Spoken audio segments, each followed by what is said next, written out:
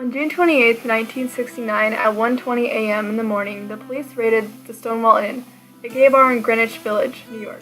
The police roughly hauled patrons and employees alike out onto the street, starting what would go down in history as the riots had sparked the gay rights movement. When the bar was raided, as well as being hauled out, suspected cross-dressers were taken into the bathrooms where female officers verified their sex. The riot started after an unidentified police officer hit a lesbian over the head as he drug her begging and fighting into a paddy wagon. Just before she was knocked out, multiple witnesses remembered that she was pleading with the crowd to fight back and stand up. The crowd began to throw small objects at the police and start yelling.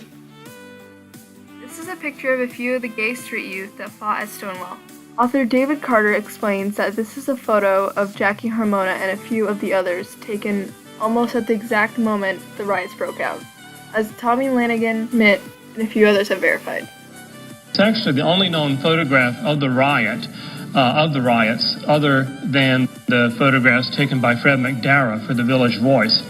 And we had already identified Jackie Harmona in the photograph as one of the gay street youth. But after it was cleaned up with the computer, Tommy and other people were able to identify these other two people. The three faces you see most clearly in the photographs as being among the homeless gay street youth.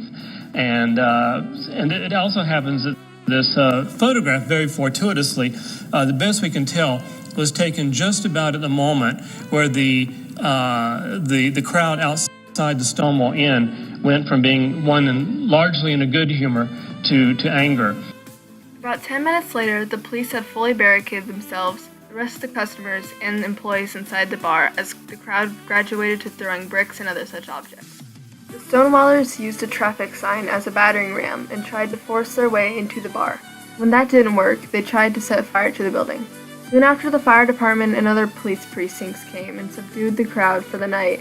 2 police officers were mildly injured, and a few rioters had cuts and scrapes. Sylvia Rivera was at the Stonewall Inn the day of the riot-ensuing raid. She was just getting back from Washington, D.C. with her first lover and stopped at the Stonewall for a drink or two when the raid started, and she stays. The police came in to get the payoff as usual. The people at some bars, especially at Stonewall, were involved in other movements, and everybody just like, all right, we got to do our thing, we're going to go for it. And when they ushered us out, it was nice, when they just very nicely put you out the door, and then you're standing across the street in Sheridan Square Park, but why? Why do we have to keep on constantly putting up with this? And the nickels, the dimes, the pennies, and the quarters, it started flying. The community wasn't done yet. They continued to riot for 6 more days, and the revolution came to an end with the police completely shutting down the protests with threats and yet more violence. People who had spoke up were sitting in jail because they chose to exercise their right to speak their mind. The compromise is shown through the way the LGBT+ community was finally taking a stand and starting to make a change in the way they were treated. The day after the riots calmed down, the change began. Numerous groups sent out flyers asking people to join, and scores of men, women, and teenagers joined the movement, participating in more protests and more demonstrations, forcing people to pay attention to them and forcing people to hear their voices screaming for justice and equality. People recognized that there was a change in the way that the LGBT+ community portrayed themselves and how they got their point across. Those 6 days were a major turning point in the fight for equality for the LGBT+ community. During the time they lasted, 4 police officers were injured and 13 rioters were arrested. The riots challenged the negative views that people had about the LGBT+ community. Before Stonewall, being anything but straight was widely considered a mental disorder, and shock therapy was the preferred treatment for this.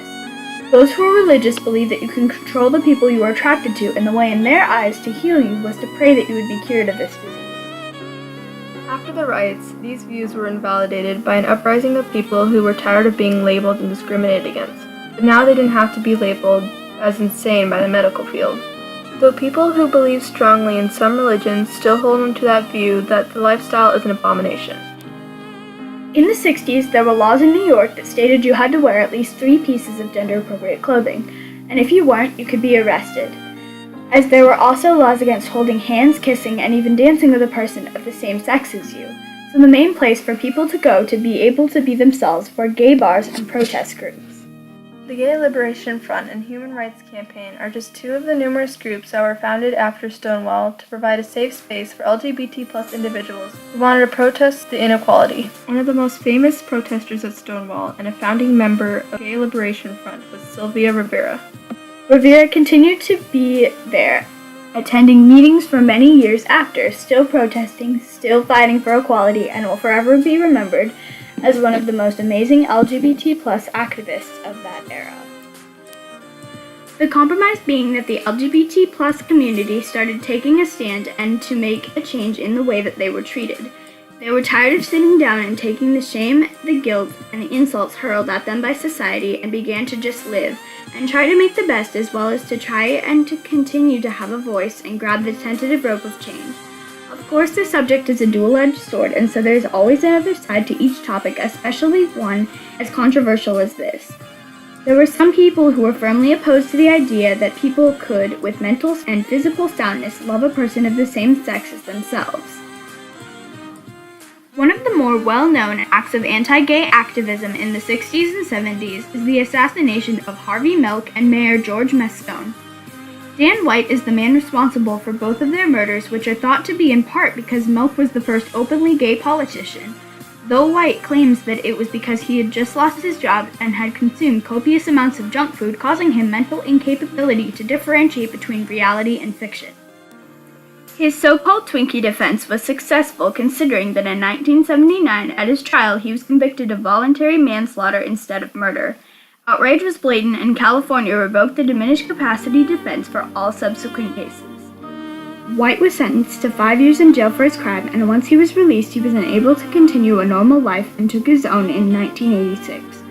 One of the more peaceful demonstrations of anti-gay activism was the overturning of an anti-discrimination law protecting gay men and women in Dade County, Florida. Though this is an act of anti-gay activism, there were many LGBT+ protest groups scrambling to respond to the victory. In 2016, President Barack Obama dedicated the Stonewall Inn as the first national monument to LGBT+ rights. Raids like these were nothing new, but this time the patrons had had enough. So they stood up and spoke out. The riots became protests. The protests became a movement. The movement ultimately became an integral part of America.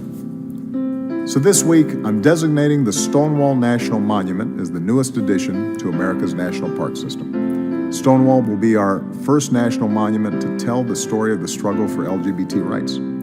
I believe our national park should reflect the full story of our country, the richness and diversity and uniquely American spirit that has always defined us, that we are stronger together, that out of many, we are one.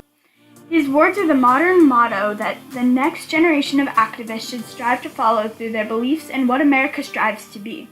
Modern-day visitors to the bar will see the bag stating that this is a raided premises, no longer fear the constant raids, knowing that because of early activist efforts, all LGBT+ people in America can lay down to sleep without fear of being arrested or killed.